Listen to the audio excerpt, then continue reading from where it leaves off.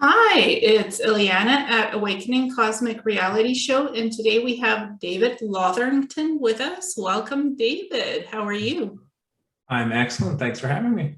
Thanks for coming on. So David is a channeler. He's an energy healer.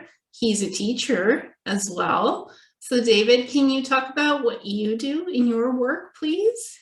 Sure. Well, I do Akashic Records reading, galactic DNA infusions. I teach for the House of El Mystery School. I do a lot of different things. I work primarily as a psychic surgeon, though. So I used to be a Reiki master, and then it kind of evolved into something new. So this is what I do now. Wonderful. And you just recently moved, so your place looks amazing. Thank you very much. Yeah, it's all about personal power and finding out your sovereignty for me. And also being happy as well, right? Because you want the right frequency of where to live as well. Exactly. So today we're going to have Cal, who is David's counterpart, join us in for a bit of a channeling session to talk about what is the Lazarus project. That's an SSP project, as well to look at these UFOs, the Tic Tac UFO from 2004 and 15, what Captain Fraser witnessed on the Nimitz when he was in a jet plane to ask Cal, who's piloting these Tic Tacs and UFOs that go underwater and can fly in the sky. So this has both aerial and underwater capabilities. We're also going to look at the Hudson Valley creature that's been abducting people and experimenting on people in Hudson Valley, New York. That creature has been around for a while. So we're going to ask Cal who that creature is and why is it experimenting on people. So those are our three topics for today. So first of all, before we get started, I'd like to say what Cal is exactly. Cal is a 7.7 dimensional being. It is my higher self. There's many higher selves that we have, but in the 7.7 dimension, this is my higher self. Cal is known as the Cal force, which is essentially a force that holds your soul to your physical body. And that exists in all living life forms. So Cal is a large collective. So when I channel him, sometimes he says we, but I channel him so often that sometimes he might be a little bit more personal. So, all right. Awesome. Did you have anything on that before we get started? Yeah, and you don't know anything about the three topics that you're going to channel with Cal, that Cal comes in and channels. Like when I mentioned these topics, you said, I have no idea. Cal will be the one doing the channeling, so he'll be the one to give the information about it, correct? Yeah, like I literally don't know anything about this stuff. And I do what I can to not get information from external sources. I try to get it all from myself, from Cal and my guides and other beings that I channel. So Excellent. So we'll give Cal a minute or however he needs to come in. Yeah, he's aware that we were going to be here. So just a moment.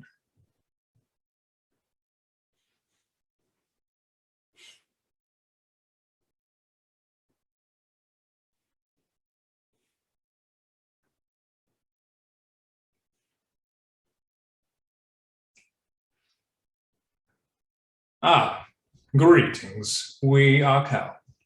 Welcome, Cal. It is a pleasure to be here. Thank you for having us. Thank you. Is it okay if we start with the Hudson Valley creature in New York that's been abducting people and experimenting on people since the last, 20, 30 odd years? Yes, of course. What is it that you'd be most interested in? Well, what is this being?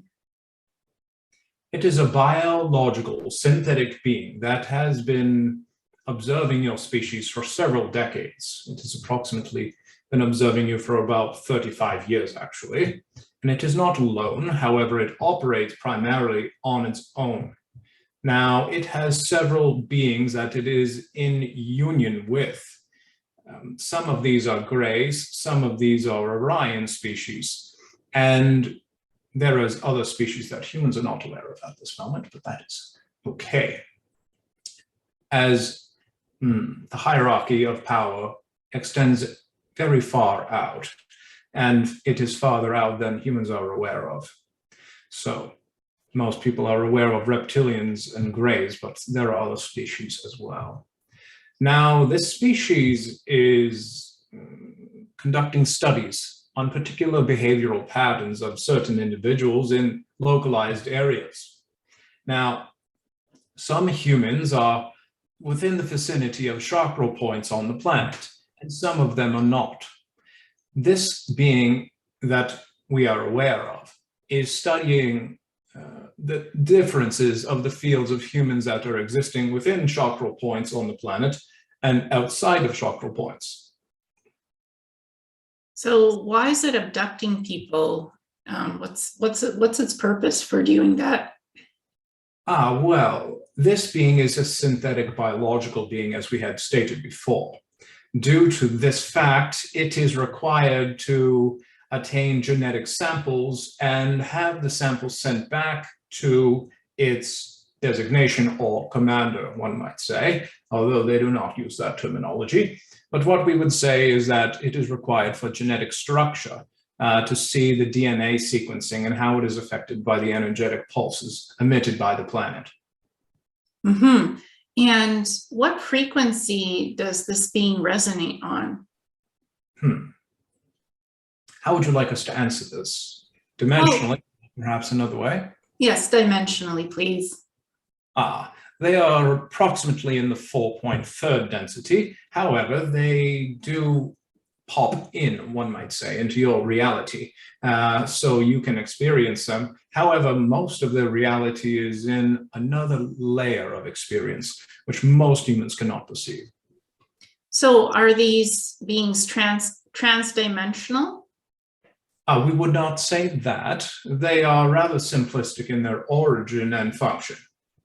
Mm-hmm. This being, when I remote viewed it, it had sort of like a dream catcher on its chest, and that device allows it to open portals and go through portals. So what is that all about? What is that device on its chest? That is also a symbol of its creator. It is a synthetic being, and it is a created product by a fleet of beings that is just outside of your atmosphere. So it is a synthetic marker.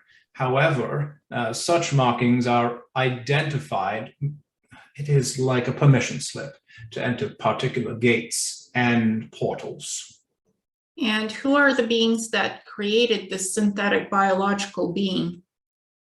We have to ask permission to see if we are allowed to give that information. At this current time, they are coveted.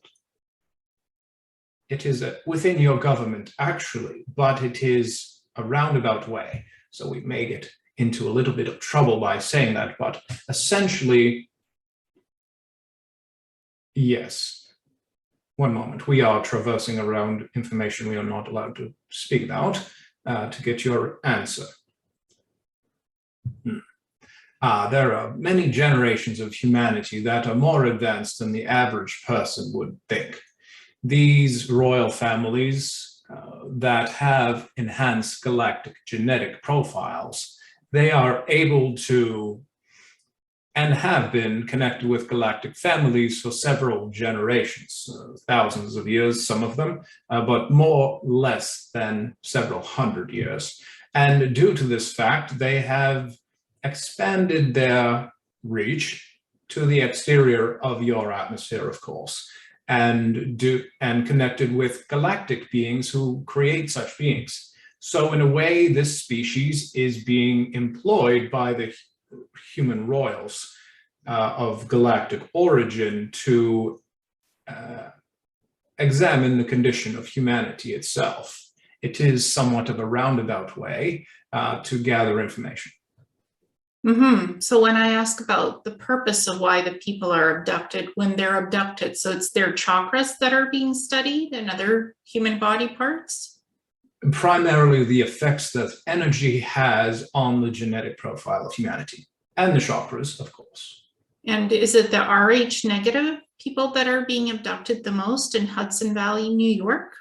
And not just them, it is specific family groups that they are looking to examine, because there are familial traits that are pervasive in all abductees from this particular individual being. There are trends that exist between the members. Mm-hmm. Not particularly Rh negative factors, but however, genetic lines, yes. And when I remote viewed this being Bahar, he called himself Bahar. He had this sort of body that looked reptilian with claws and a gray head. So how is that combination created? It is due to its insectoid genetic structure, which works very well with artificial intelligence or synthetic creations. Mm-hmm. So when these people are abducted in Hudson Valley, New York, is this hurting them in any way through their family lineage and through their life? Does this hurt them, or is this done in a benign way? Well, we would say that science can sometimes be harsh. Even when you are having a kidney stone removed, it can cause damage to the urethra. And also, perhaps if it is removed surgically, then it can also cause damage leading to leaving scar tissue. Now, with procedures of galactic origin, usually the symptoms are slightly different, of course. And if there is trauma, it is due to the consciousness level of the individual who has been abducted and being not ready for that particular moment, thereby treating it as a trauma rather than an experience. Mm-hmm. So to these people who are being abducted by these creatures, it could feel traumatic. Yes, because they are not aware of the situation at hand. Are there organs and body parts being upgraded to crystalline energies? Currently at this time, only the genetics of the human can take somewhat of a crystalline proponent. The organs themselves are formed of DNA. However, they are not able to take any crystalline form that you would see as shiny, you would say. Mm-hmm. Because this being said, that some of these creatures, not him particularly, are upgrading people's organs to crystals inside the body.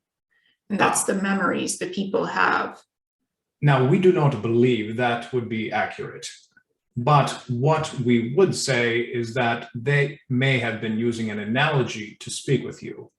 Understanding that crystals are the highest form of stone, or perhaps sedimentary rock, that would make sense in your mind that it is a high evolutionary thing that they are doing to advance the structure of the system. Mm-hmm. Is there anything particularly special about Hudson Valley, New York, that these portals can be opened and these creatures come in? Oh, yes, it is a ley line location, and that is the reason why New York is actually where it is. Mm-hmm. So there's energies amplified, and it's easier to open up portals in Hudson Valley, New York, for these creatures to come in. That is correct, but they will be anywhere they wish. But it is a coincidence, since they are looking towards ley lines and chakrals, systems of the planet. That is why they are there. So it is a coincidence that they are at these locations. Mm-hmm. And for the Lazarus project, that's a secret space program project that has to do with seeing things from different timelines, from different even past, present, future, as well as bringing things back from other places. So can you tell us what the Lazarus project is exactly? Yes.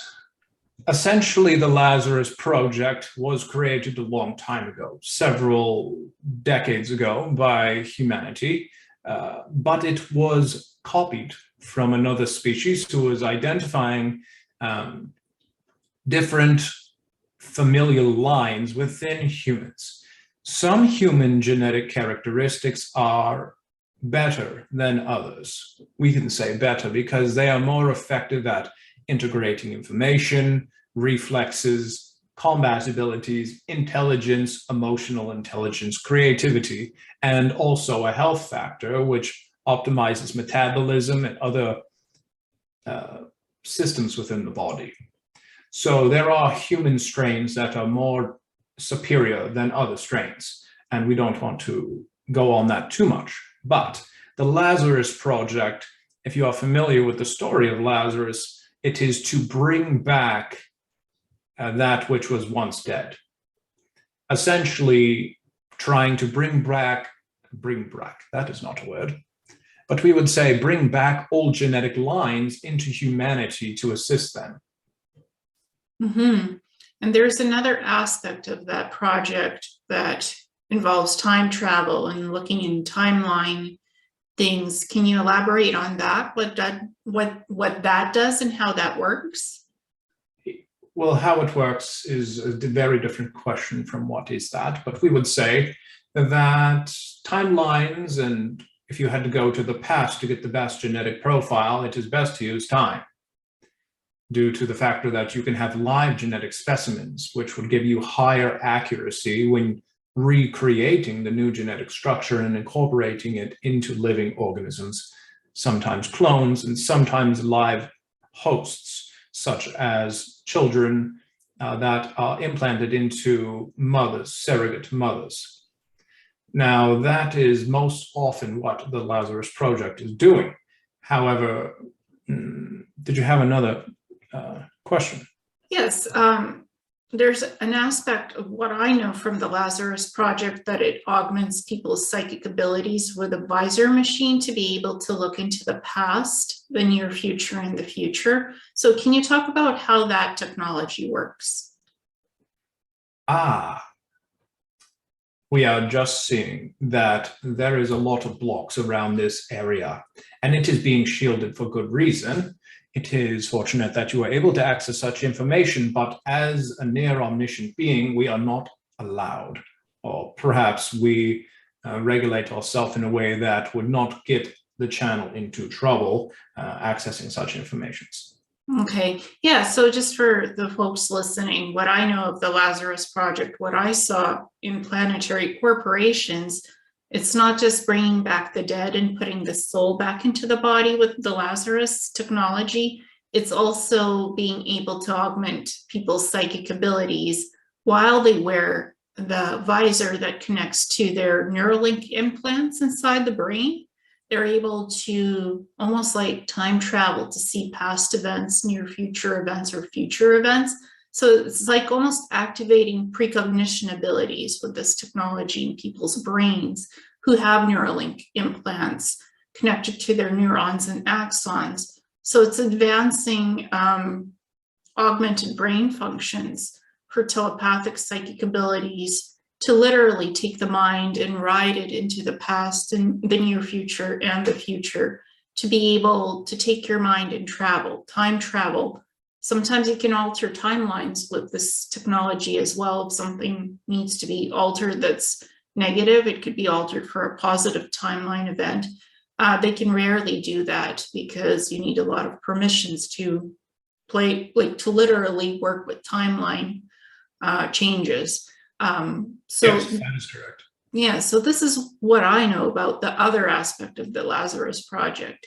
The first aspect is, of course, bringing souls back into the body, reanimating the body from the dead and working with genetics. But the other one is the timeline component of taking the mind and allowing it to go wherever it needs to go and look at things. So this is two parts to the Lazarus project.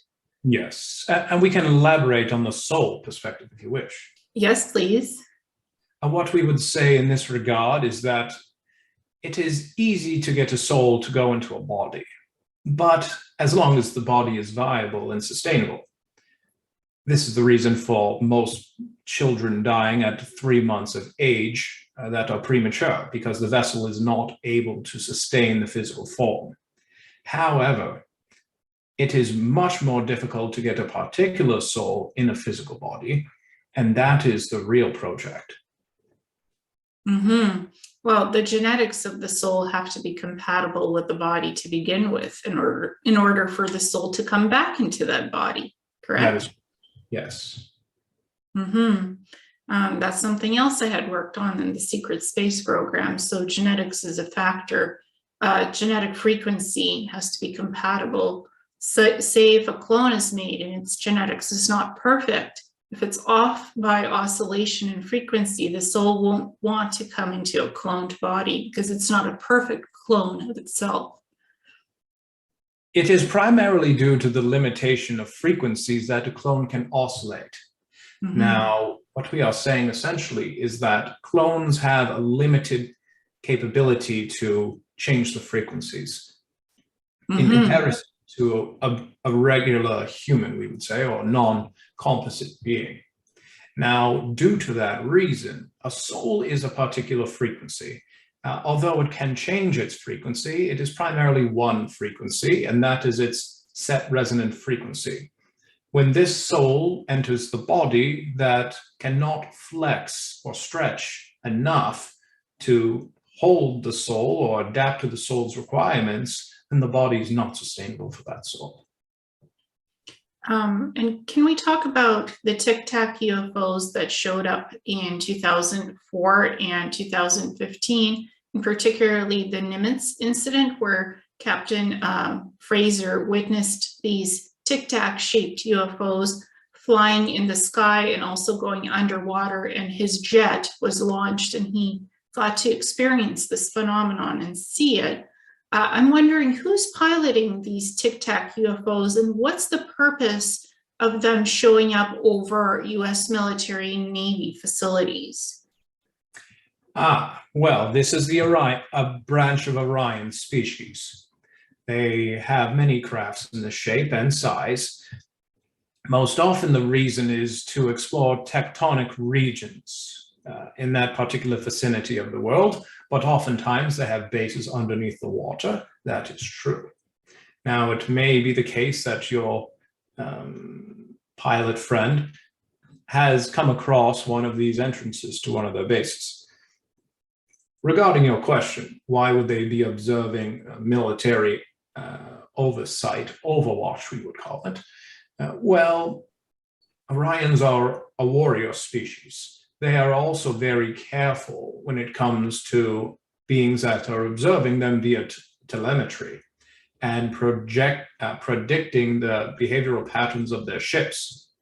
So when they see that someone is scanning them to see where they are going based off of the trajectory or telemetry of their actions, they will definitely observe these beings. And who are these Orion species in particular that you're talking about? What do you mean by that? Well, there's many different species in the Orion system. So who are they? What's the name of the species that's piloting these Tic Tacs? Well, you may call them the Care-Ain. It is a bit difficult in English. Care-Ain. And what kind of species are they? What classification would you say they are? They are a hominid-based species. They are somewhat physiologically similar to yourself, though the skin is a bluish color. The skin ranges in the shades of red, deep red, like Hellboy perhaps, into the shades of purple as well. And they are approximately 5 foot to 5'4" in height. So they are a little bit smaller, but they are very telekinetic and capable beings, very intelligent as well. And do they remotely pilot these Tic Tacs, or are they actually inside the craft when it's being piloted? That is dependent on the mission at hand. Most often when it is required that they are to enter the atmosphere of the planet, they use drones or perhaps cognitively driven ships rather than risking their lives in the unstable environment of the planet. Yes, because it looks like these Tic Tacs are not huge. They're not even very big, so they move fast. What is the technology that allows these Tic Tacs to move so fast so that they could fly in the sky, in the air, and go underwater? and zoom in and zoom out and zip in and out so quickly? They use a technology that allows them to sync up with the gravitational frequencies of the planet. And they run along these, the channel does not have the terminology, but they are waves, like when you look at a rainbow, it is essentially like that. The rainbow is also interlinked with this gravitational form or wave that exists on your planet. Now, these waves continuously move, and when one knows the frequencies of the planet, one can link from wave to wave and consistently move in a predictable pattern. So there's oscillation frequency field technology that's involved. That's what I'm picking up. That's on these Tic Tacs. Some kind of it's like an orgone field technology, but it's not an orgone, but it has these energetic frequencies inside. So it's like in the middle of the craft on a little platform base, and it looks like almost like an oracle ball, but it's not a ball, but it's frequency and oscillation frequency that I see inside of it that powers this craft. Actually, well, this is not that you are wrong, but we would just elaborate on the concept. Yes, please. The ships are absorbing energies that exist in your atmosphere. As many humans are aware, lightning does not, well, it may seem like it comes out of nowhere, but the energy and the electricity is already in your skies. But the electricity, the lightning bolt, is merely a moment of congruency when the atmosphere is right, whether it is cold and warm fronts clashing together or other ionic particles that are disrupted, creates the lightning bolt. But the energies to create the electricity of the lightning bolt always exist. And that is what the ship is tapping into while it is in your atmosphere. It is like a passive charging system. So this platform with the circular device in the middle, I guess it's like a guidance system monitoring where these frequencies are and oscillating with it in order to take the proper charge for the ship? It is likely the neural link connection, as you say, that will allow them to control the ship remotely. Mm-hmm. Interesting. And many people have said, these pilots have said that they almost had like a spiritual experience when they witnessed this craft. What is that all about? Can you elaborate on that? We can elaborate a little bit on the system as well. Is there a name for humanity? It seems that the name, it is apparent, but it is cloaked. What we would say is that the exterior of the ship is responsible for absorbing such energies as we stated earlier. And because the shell of the ship is so exceptional at absorbing energies from its environment, it is also exceptional at letting go of energies. So it is likely that the human, when connecting psychically or perhaps even visually to such a craft, is having such a disassociated experience or psychic experience, if you wish. It is essentially due to the frequencies of the craft. And in training to such frequencies can result in you changing your frequency to another dimensional waveform, essentially. Mm-hmm. And what is the purpose of really having these craft decloak and us seeing them in the skies? Well, for some of you, it is destiny. It is that seed that must be planted for the tree to grow. And for others, it is coincidence, we would say. Is this being done on purpose to disclose that extraterrestrials exist? Yes. And for the Earth governments to finally say, acknowledge this fact and allow this information to start streaming into humanity's consciousness? It is a group experience that all galactics, well, all is a relative. We don't want to say all. But what we would say is the vast majority of beings that are associated with the Galactic Federation of Light, the Galactic Federation of Worlds, Ashtar Command, and many other associations that have to do with your solar system, they have an agenda to, then we don't want to say too much, but what we would say is to slowly more quickly, we would say is probably better, introduce craft to your atmosphere without disturbing your gravitational fields of your planet and without combusting your atmosphere with plasma-based technology propulsion systems.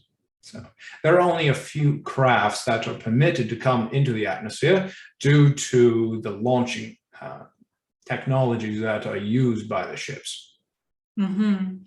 And what kind of launching technologies are used by these ships? There are several different types of technologies which are used by crafts and different species. Each species tends to go towards something that resonates most closely to what they believe. Now, some are more naturalistic, that use more basic forms of propulsion, such as energy, or perhaps, how would we say, increasing cycles repeatedly until it reaches a plateau of performance. It is difficult to say, as there is not a word in the channel's vocabulary that would sum up the name of the technologies. And there are other technologies that bend space and time. There are other crafts that do not move at all. They only teleport and open gateways as well. Beautiful. And is there anything that you would like to share with us that's important for us to know about right now at this time? Are you referring to planetary or locally to Canada? Or what are you referring to? Planetary and Canada, both. Let us see. There is great change in your reality coming. Perhaps your reality, but also the viewers. And such change brings new beginnings. Sometimes humanity has difficulty letting go of old things and old patterns of behaviorisms. One may see, we don't want to say that, that would trigger too many people to be afraid. But what we would say is sometimes change is good. And when financial systems tend to change, it can be a blessing. Because in order for something to be created, sometimes that old system must be destroyed. And if the collective consciousness of humanity is guiding one system to work, which is your financial current system, and there is an exterior system that is more prevalent and more efficient and more loving, we would say, that is wanting to be created by many beings, not just humanity, but also those who support you. And if the collective consciousness of humanity is maintaining such, you would say, more neutral financial systems, then it will clash eventually with the new systems which are trying to emerge. And we could give you a basic example like Dogecoin, or perhaps your, what is the other system called? Bitcoin? Bitcoin, thank you. Now, these are just examples. They are not the example that we are referring to, but such systems are trying to overwhelm the old system. And for the new system to come in, the old system must transition out, and it will do so fiercely. So with great change comes great tumultion. With tumultion creates chaos. So it is important to have everything in place that you may need if chaos occurs in your system that you're existing within. So the quantum, it's a quantum reset in the kind of different changing the financial system. The quantum one is supposed to, from what I've heard and understand, it's supposed to bring back equality and supposed to bring back harmony and supposed to remove this greed without permissions of being greedy and taking money that doesn't belong to you. This quantum system isn't supposed to allow that to happen. Now, is that correct? Well, that is somewhat true. And what we would say is greed will always exist as long as there is humanity and your level of consciousness, not just yours personally, but humanity's. However, this new system is based off of karma. And this will significantly change the way that money is valued and who will receive such monies. Thank you. And is there anything galactically going on that we should know about right now? Let us just see. One moment. The channel has an itchy arm. Let us look. Yes, there is a lot happening exterior to your planet.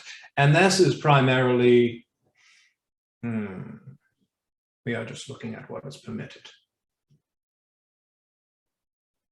One moment, please. There are many systems that are in place to have this contact. We are aware that several of you are interested in such a thing. And there is more information we must loop through. Yes, agendas are different from many different beings. And due to the difference in agenda, disclosure is having hiccups, we would say. It is coming in short bursts, but, and this is primarily through channeled beings such as the one that you are speaking to, David. However, there are other beings as well that are channelers, and they are portraying their messages onto humanity as well. And there are several groups that wish for disclosure to occur faster than others, but it is your financial kings and queens, we would call them, that are preventing such from occurring. They are claiming that the planet is theirs, that the planet is their resources, that humans are their resource, the genetics of the humans, and also the baseline of humanity. And due to that greed, as you know it, that is preventing galactics and other species from being able to visit you, because they believe that they will only take from our planet and not give anything to the planet. And this is due to the internal belief systems of these elite, if you wish to call them that, which they believe that they will definitely take from someone else if they went to another planet. So they believe that everyone else will act in the same way. So the galactics, they don't want to come into the system while these elites are here on the planet. It is the elites that prevent it from happening. And the galactic and government. Policy and government, and the galactics will not violate policy. Yes, that is correct. Due to ethics and morality, of course. Yes. Yeah, that's what I've been getting as well. So, but there's telepathic communication with the galactics happening between the willing humans for the positive ones, right? Yes. And right now, that is how the contact is happening, through telepathy with positive beings and the humans. Primarily telepathy, but also through channeling as well, and other altered states of consciousness, through dreams, through astral connections, and also even through mediumship. One moment, we have to etch the eye. Now, it is known that there are deceased humans who exist and are seen and perceived by mediums and also channelers and clairvoyants, etc. What we would say is that is not spoke about too often is that there are galactic beings also communicating with deceased humans. And when they do that, they are essentially using the deceased humans to communicate with humanity of messages of galactic nature. And that is another way that galactics are trying to get through to you. So be present and aware. If you hear a voice, that does not mean you are crazy. It means that you are receiving a message, whether it be by many different avenues of frequencies and vibrations. It is likely for your greatest good to occur. And do not be afraid, and you are not a crazy person. Yeah, probably. Yeah, I always have permission from beings, like before it's like calling on the telephone. They ask for permission. They knock telepathically at the psychic door in the mind, and the benevolent ones ask permission to start the telepathic contact. Negatives often don't ask permission, and their frequency may feel harsh.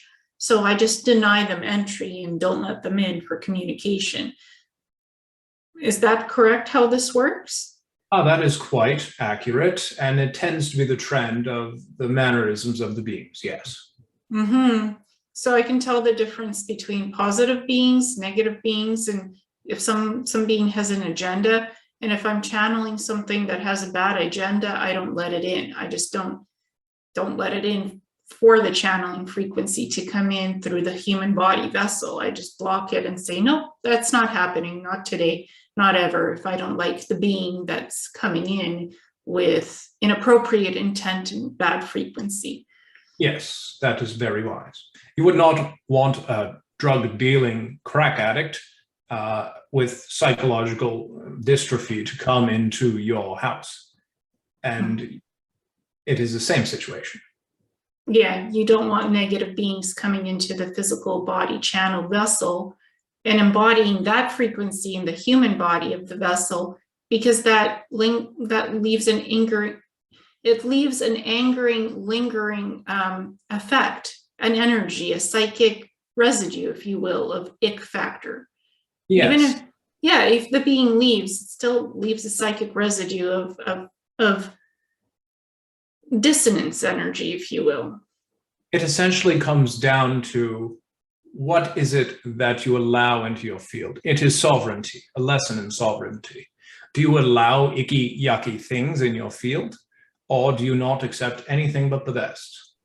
I do not accept anything but the best. And that is why we are here to help you. Thank you. Because I feel your vibration. It's high. It's pleasant. To me, it's pleasant to be around. So that's why this is happening. That's why we're having this conversation, because I trust the energy. If I don't trust the energy and the intent, I don't let it in. It doesn't come in, and I don't let negative things come in into my frequency fields, because I only want the positive energies. Now, keep in mind that there are lessons in positive and neutral and negative. However, do you wish to experience these lessons? Some of them are visceral, some of them are difficult, some of them are traumatic. And each of them are lessons, and each are experience. Each of them are something that your soul can potentially experience. However, it is up to you to choose in this particular timeline which it is that you choose to have. Yes, I've had some negative experiences with beings too in life situations. I try to keep a healthy balance with that, so it does not overwhelm the human soul while it's doing this human soul mission on this planet. So balance is important in these things, because energy can overwhelm if it's too much of something, correct? That is very correct. We would say too much of one thing is always imbalancing. Mm-hmm. So focusing on positive creates positive, focusing on negative can create negative. Yes, wherever you place your energy, that is where it will grow, what will grow. Mm-hmm. Yeah, the outcomes as well of what you create is what you sustain in reality. Because you are manifesting what you believe. You are manifesting also what you fear. And your chakras are the manifestation engine that drives you forward in understanding of your reality. Mm-hmm. As well as the mind and the heart. It is more the chakras, but the physical heart and mind, they do not do that. The mind is like a computer. It is a system based on situations and conditioning. Without conditioning, the mind essentially has no function. So it is a system that allows the chakras to translate information. Regardless, we don't mean to speak over you. Mm-hmm. No, I understand, but the mind also creates the manifestation aspects in the filtering of a computer system. Yes, it is the filter. Mm-hmm. Yeah, it's part of the manifestation along with the chakras, because these are all tools that work in conjunction together. If there is a problem with the chemistry of the brain, then the translation of the information comes through poorly. And when it is translated to the chakras, when experienced, it may come through negative when it is supposed to be positive.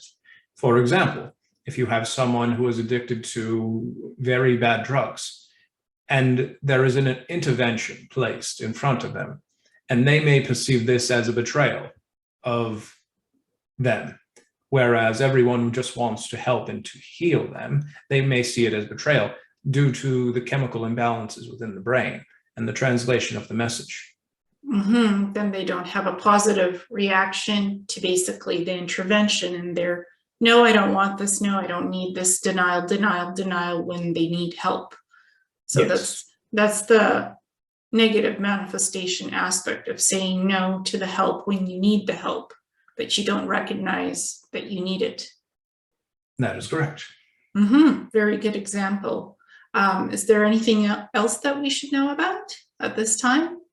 There are several things. However, we do not have 100 years to say everything. What's the most important thing that we should know about right now? It would be to make sure to care for yourself.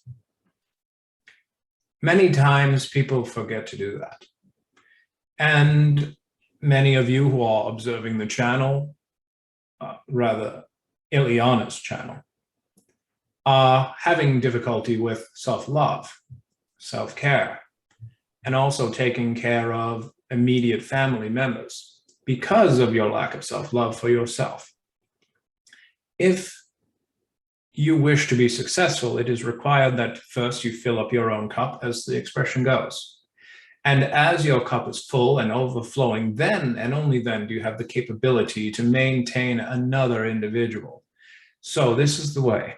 Take care of yourself, take care of those around you, and make sure that you are extending your knowledge to others if you are asked a question, and that will help them grow. And as they grow, you grow. So help others and help yourself first. Very beautiful. I like it. Feel confident in yourself, feel present in your life, feel balanced, feel worthy, do the self-care, do the self-love. Again, confidence, feel worthy of yourself, and you are worthy. Stand in your sovereignty and your beautiful, loving vibration. Give yourself that self-care, put the time aside to do it. Love yourself, feel worthy, feel compassion towards others. If people are going through hard times, you need to see what they're walking through, walk in their shoes, be compassionate and graceful towards others, because people need to help each other in these times. We all need to be community-based. We all need to be loving and caring towards ourselves and others, our family, our animals, our friends, our communities. It's all one. We are one. We are love. Very well said. Thank you so much, Cal. It's been a pleasure having you here with us today. And thank you for having us. It is a pleasure and a treat. Thank you so much. I look forward to the next time we meet. And thank you. We will return the chat. Yes, please. Goodbye for now. Goodbye.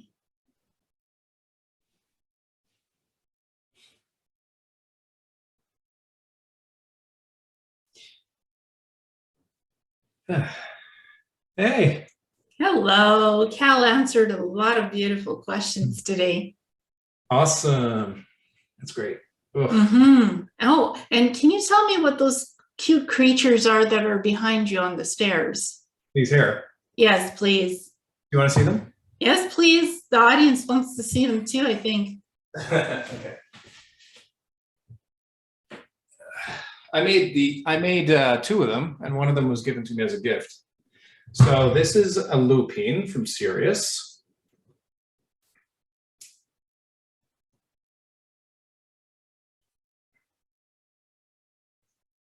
Very good.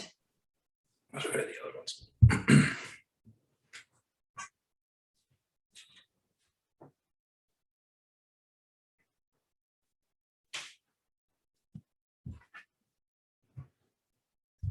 This is an aquatic species of Andromedan. And when I actually channeled before I made both of these statues, and each one of them took like 4 hours or so to make, and I was just channeling the entire time. And anyway, he wanted me to draw him with his eyes like very happy, kind of like manga style almost. But if you look at this and you squint your eyes, you can start to see like where his eyelids actually are. Like his eyes are quite large. And he has these vents under here, and he has gills on the sides of his ribs as well. He's very tall. And he And looks he's like in. he looks like he's smiling like this. Yeah, he is. That's what he.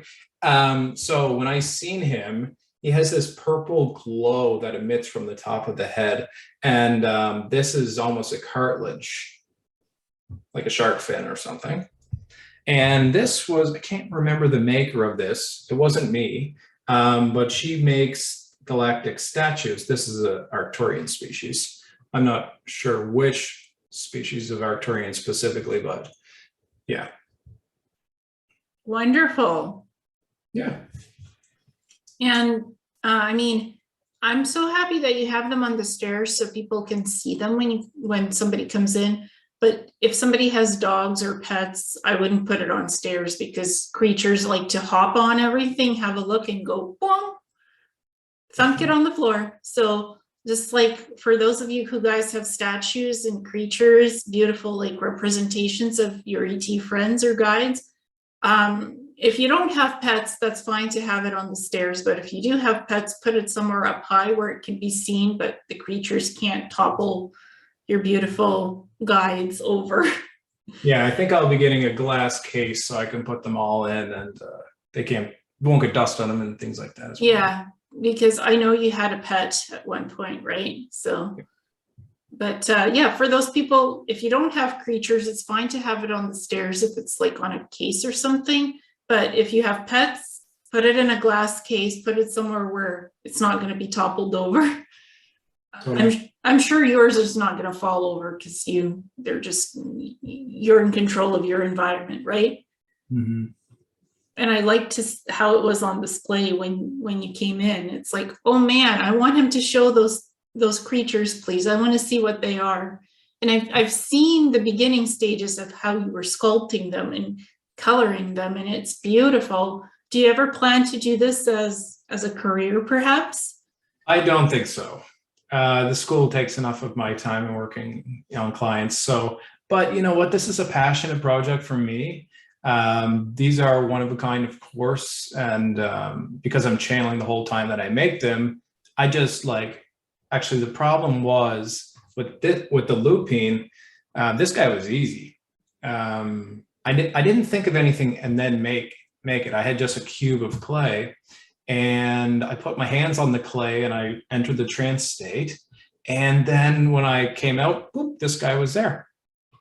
Mm-hmm. So I had a movie running in the background, and I had two movies that went through completely before, and the looping actually started to dry before I finished it. So each one of these hairs is like an actual a tool going in to create the hair. And so it took me a very long time just to do that. So yeah, because you probably were using a specific type of clay that's self-drying, so you don't have to put it in a kiln, right? yeah, it's just DAS, I believe. Mm-hmm. Yeah, and it has to there's certain types of, because I used to sculpt, there's certain types of clays that self-dry and they dry very quickly. Mm-hmm. So you have to do the work quickly too, and then you have to figure out the proper paints that will stick on the clay, the self-dry clay, and you have to be using proper tools. And there's also clay where you can re-wet it and sculpt, then you have to put it in the kiln, then you have to use kiln paint and mm-hmm. fire it up in the kiln again once you finish up the color scheme of whatever the sculpture that you're coloring. Sorry, 5 years of sculpting, so I can understand what you were trying to do, and you succeeded because those are beautiful, lovely. Thanks. Appreciate it. Yeah, so I thought I wanted the audience to see that experience of yours, because channeling has many different expressions. It does, it really does. And even the same being channeled by someone else will come out differently. Mm-hmm. And the That's expression. Part of quantumness too.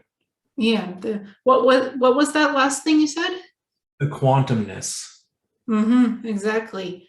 And yours came out beautifully. I like how you represent them, because each being asks literally, can you represent my physical features and what I look like?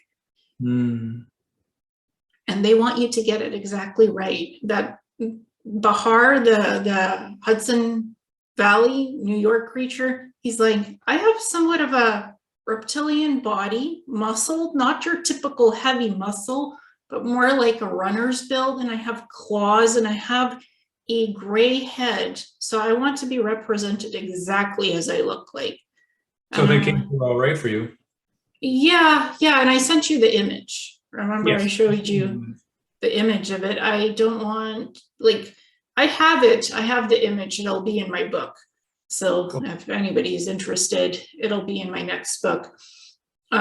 Just for today's purposes, I didn't want to bring it up because we were doing the channeling. Like Cal didn't need to see it to know what the being is, because Cal connects to the being itself, correct? Yeah, he can connect. He doesn't need to connect through you. Like if I was to glean you for what you're talking about, I would connect with your energy and piggyback to that information. But Cal can just go right to the source. Yeah, so you've seen the picture and he saw through your eyes what the being is like. So for those purposes, I didn't need to put up the picture again, right? No, it was great for me. Okay, perfect. I just went back and did a little bit of channeling and then boop, came back and we're almost done. Yeah, exactly. So beautiful. Is there anything that you would like to share with us that's important? Well, take care of yourselves. Cal is just kind of observing. He's saying, take care of yourselves and then take care of other people. And I would second that. I don't really have any particular messages, but if you're interested in a session, I have my website, davidlotherington.com. Send me an email and you can book your session. And Ileana does awesome work as well. So check her out too. Yeah, my website is Messages from a Star Traveler, Mystic Arts and Healing. And if you type that in a search browser, just like I said, it pops up. And it's also in the description links for David's website and mine in the video description, so you guys can have a look. And please, David is a wonderful healer, channeler. He's a fantastic teacher. I always love having him on my show. And something interesting, a lesson I learned from you, if somebody's looking for land or property, take your time until your frequency vibration, you feel very connected to the place that you want to live on. Because you took, I know this is kind of like private, but it took you a while to find the place, correct? It took me a long time, yeah. Probably 2.5 years to find what I was actually looking for. Yeah, because you wanted to feel good about where you're going to live. First, the home itself needed to be feeling good for you, but the property, the land also needed to meet your purposes for the soul vibration, right? Exactly. And now I'm on top of a mountain and I have 45 acres and I have a river running through my property. And there you go. And I'm by an ocean and I have beautiful 100 feet tall trees in my yard. And I have all these creatures who come in. I'm by the water as well. It's just sunny. The environment feels just fresh and beautiful and clean. And like, we're not living in rural areas by tons of people. David and I are in secluded spots where there's not too much people around. That's true. Yeah, that's also part of our life sustainable missions. We love helping people, but we also value our privacy, right? When's the last time you've seen a wizard downtown? I haven't been downtown in almost 5 years, honestly. So I mean, like, when you see witches, you see warlocks or wizards or whatever, they're always in hovels or caves or towers, right? Yes. Secluded away from people. And there's a reason for that. I believe it's because we have to keep our vibration different and separated, not always in training to the regular populace of people. Because if you do, how can you reach a certain threshold? You can't. Yeah, that's why I always, when I search somewhere to live, I look for a quiet, peaceful place where it's quiet and there's not a lot of people around. So I look for, and I'm a Wiccan practitioner, so I am a witch, white light witch.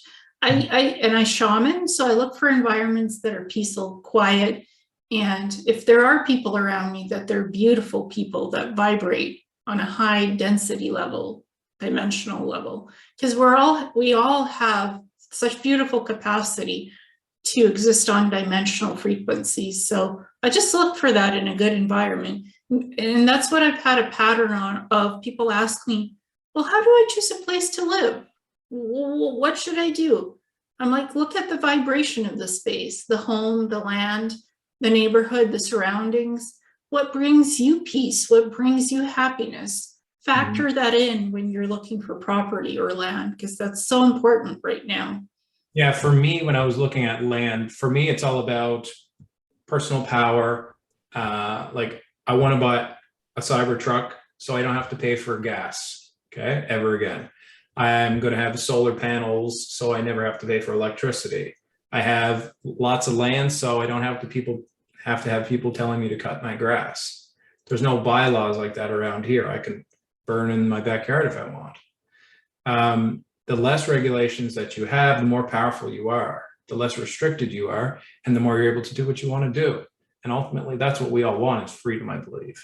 Yeah, so if you want to have a fire pit and have a nice cozy fire and have a fireside chat, you can have an open fire pit, and you know how to do the safety, you know how to create a safe fire, and just warmth and the glittering, warmth of the fire. That's what you mean by burning, right? Yeah, something like that. Don't burn your grass, dude. Don't make carbon into the air. Don't make extra. Well, I try carbon footprint. I try to not I don't believe in global warming as that we all contribute to this planetary change, but I do believe to be not creating a carbon footprint. I don't believe in burning things because that creates carbon dioxide and monoxide into the air. I agree with you. Part of that Cal mentioned is based off of the planet. So essentially a planet, we have Gaia or Terra, and as Terra evolves, or Gaia's soul, she increases her vibration. As she increases her vibration, we move up in dimension as a planetary body. Ultimately, it's not going to be in our life, but eventually our planet will turn into a sun eventually, if it makes it that far. Yeah, and I've had people telling me we're heading toward a mini ice age, and I'm like, when I remote view that, I don't see that. I don't see an ice age for another 1,000 years. Our planet is actually moving into a point in the solar system where everything is warming up and heating up. Planets are warming up and heating up, like the cores of planets. So I don't really see us heading into a mini ice age. I mean, certain parts of countries and continents, some are heating up, some are getting colder. I don't see a mini ice age, not in another 1,000 years. So people were saying, what do you mean heating up? Places are getting colder. We're hearing about mini ice age coming. And I'm like, that's not what I'm hearing or seeing or getting in remote viewing. So I don't know what you've been seeing. Have you? I have had several visions of the future, and one of them was I didn't know I was going to talk about this today, but two, what's it called? Turquoise colored tsunami waves. So, and then this was a while ago, and then I figured out about the La Palma event. And then I was like, oh shit, that is going to happen eventually. So make some extra preparations for that. Yeah, there's volcanoes going on, happening, erupting. There's heat coming out of the tectonic plates. Things are warming up. I don't see an ice age. In my RV, I didn't see an ice age. I don't think so either. There's water rising and certain water levels going up, the water going up. Yes, I see that. And we just had a flood here where our main highways were flooded for 2 weeks. And food wasn't coming in because the trains were stopped and the trucks aren't coming in on time. I ordered food for my cat on Amazon. And that's still waiting for that to come by mail. So I'm like, there's flooding. Yes, water is rising, tsunamis. There's tsunamis in places and volcanoes erupting, but that does not mean it's a sign of an ice age per se coming in the next 50 to 100 years. So when people tell me, what do you know about global warming? What do you know about asking me questions and weather changes? I say, we're not creating global warming. We're not really yes, cars and gas contribute somewhat to it, but that's a small percentage. It's planetary changes that create weather. It's I not think it's several factors, yeah, that combine together. Yeah, a little bit of like, it will be great when cars no longer use fuel, honestly, because that's so inefficient and it's wasting natural resources of the planet that are not self-renewable so quickly. Because gas is like oil lubrication to the planet, it lubricates the planet. So taking it out of the ground, out of the core, is not helping the core to rejuvenate. So it's not self-sustainable, and batteries, electric cars are not that self-sustainable either in the long run. So a lot of changes need to be made in the structures of how we navigate around this planet. And they will take place. Cal has mentioned several different things that are going to be occurring in the future. And one of them is transitioning out of dark ones and transitioning in of more light souls.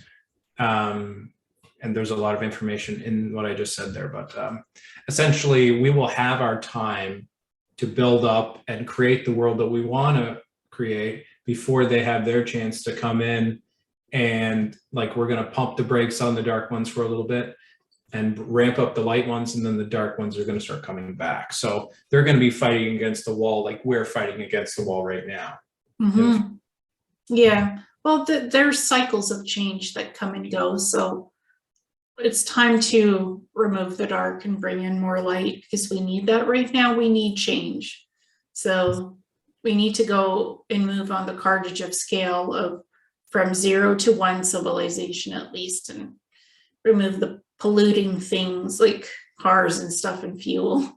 I'm not saying remove, like, find an alternative to powering vehicles instead of gas or those electric batteries that Combustible. they don't even last for 100 years and you can't recycle them. And plastic bags, those don't recycle well. They don't recycle at all. They sit in landfills forever because they don't disintegrate. So people are switching to paper bags, but you're still cutting down trees, but at least paper bags can be recycled. So waste not, want not. That's my philosophy. Reduce the carbon footprint as much as you can. I don't drive anywhere, practically nowhere. I try to work from home, so I don't use up too much gas. And right now we're restricted to 30 liters of gas. So it's not like you can just top it up fully and go. There's a bit of restriction because, again, it's resources are not coming in so quickly to BC. They're fixing the highways right now to restart things by December 1st in January. But again, these are all things like buy enough food for yourself, enough water for yourself, for your animals. Make sure you're happy finding the place, your forever home where you want to live. Find that vibration of happiness, that frequency. Ask yourself these questions. What will make me happy? What will make me want to live somewhere? The frequency, tap into the inner frequency for whatever you do, because that will help you guide you in the right direction that you want to be in. Beautiful message.